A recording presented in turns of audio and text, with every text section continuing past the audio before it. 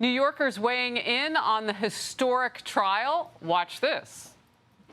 I think it's so political. It's so obviously political. It's pathetic. I think he needs to pay the price for what he did. I believe President Trump will be acquitted, but then again, I didn't think it would go this far. I think if you're going to vote for him, you're not changing your mind based on the outcome of this case. This is just all BS. It really is. According to a new poll, 65% of New York voters say a guilty verdict would not affect their vote in November. Alina Habba is the Trump legal spokesperson. And Alina, it is great to have you in focus today. First of all, where do you put this case going into closing arguments with all of this unsequestered time for these jurors? It's unbelievable the amount of time they've been sitting there. If I was a juror on this case, Harris, I would be a little bit angry. I've wasted weeks sitting here for something that should have been airtight. If you're going to prosecute and criminally prosecute a former president for the first time in American history and the leading candidate, you better have a real case. And this is just not that. And I think that's very clear. One of the things the prosecutors didn't anticipate was that their witnesses would fall apart. And I'm not going to speak to individuals have this unconstitutional, and I can't speak to it, but let me just be very clear. We have a real corrupt system in New York. I've seen judges time and time again give jury charges that sway the jurors to push towards one side or the other. And I will tell you, the only benefit at this moment, after sitting there through this trial with him, is that the prosecution has a judge who should have recused, who is very politically motivated. And I can't speak to that either because this isn't America anymore. But the fact that that judge has to give a jury charge, that's their best bet at this point, Harris. I want to get to the point of the jurors who are not sequestered for the 8 days between the time that they were told they could go back to their lives, their jobs, their homes, a holiday weekend with relatives and friends. Just stay off your devices, basically. Don't talk about the case. What is the reality in all of that? Right. 8 days until they return on Tuesday. Zero. I mean, we have to be realistic here. It's impossible. You cannot expect that these people with a gap like this didn't go home, watch whether it be CNN, MSNBC, or Fox. And I assure you it's probably not Fox. We're in New York, and this is a very blue state. But they're watching that, and they're listening to their opinions, and those opinions affect them. Or their relatives this case and is friends frankly are. a mess from the top to the bottom.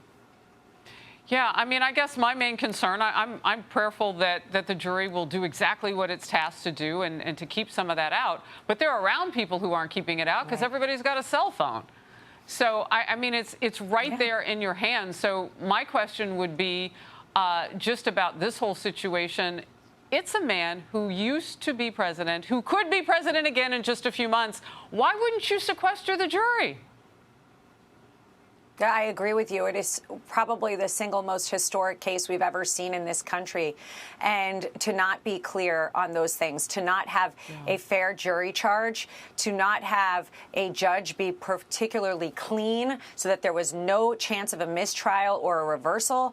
These things are fatal errors that we're seeing because the political motivation, as we've seen, Harris, to rush these trials against President Trump, to make sure they're done before the November election, and to cover it up by saying no one is above the law, that stupid little catchphrase that they love to say.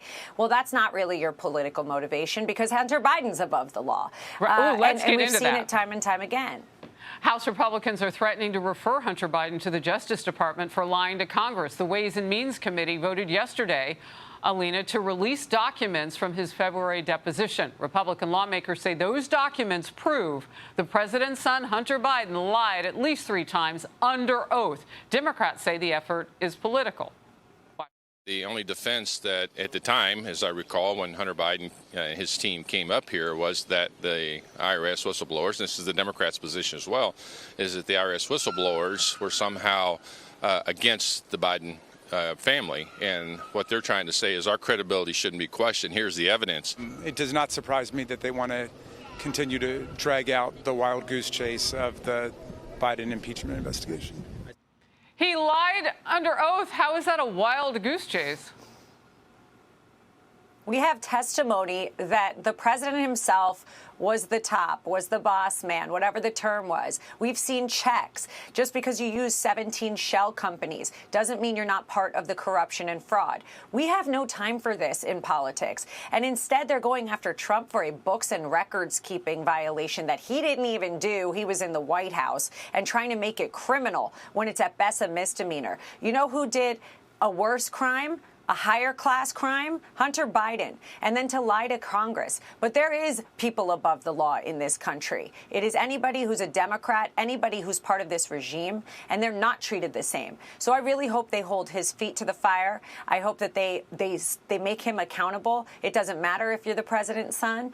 But here in this country, we are seeing a dual system of justice. This is a perfect example of it, Harris.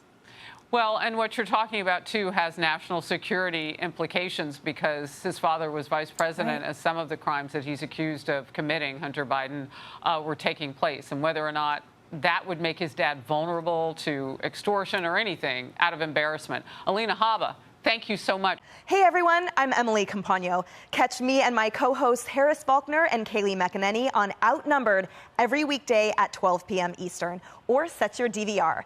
Also, don't forget to subscribe to the Fox News YouTube page for daily highlights.